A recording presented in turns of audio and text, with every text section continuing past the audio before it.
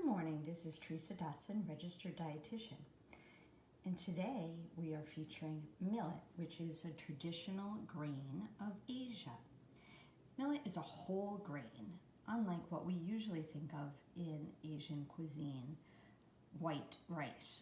So it's a whole grain, it has a mild sweet flavor like it says on the label. And a make ahead tip is to boil the millet as directed. And this is what it looks like cooked. And if you boil it and leave it plain, then you can mix it with other things throughout the week. Today I have an excess of garden fresh tomatoes. So I'm going to make a tomato and cheese and cucumber salad. So sometimes you just have to go to the fridge and look and see what you have. I happen to have some sun-dried tomato, garlic, goat cheese. And one of the things that I always do to add a little extra flavor, no matter what the grain is I use vegetable stock.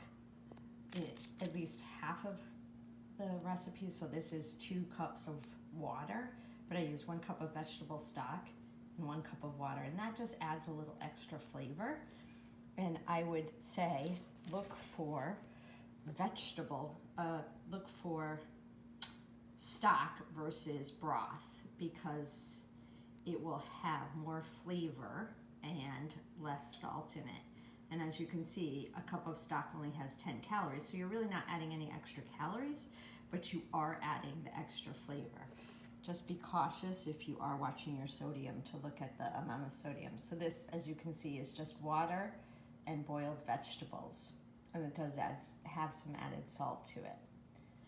So I'm going to combine the goat cheese with the millet while it's warm, so it kind of melts the goat cheese. Cut up the fresh tomatoes, maybe add some parsley or some fresh basil to give it that little bit of extra kick. And that's the salad for today. So here is the final product, a whole grain salad with a little bit of added goat cheese for the dairy crew, using millet, which is a whole grain, cooking it in some vegetable stock to add some flavor, and of course, throw in as many garden tomatoes as you can. Remember, no matter what your plate looks like, make half of it fruits and veggies. Have a healthy day. This is Teresa Dotson, registered dietitian.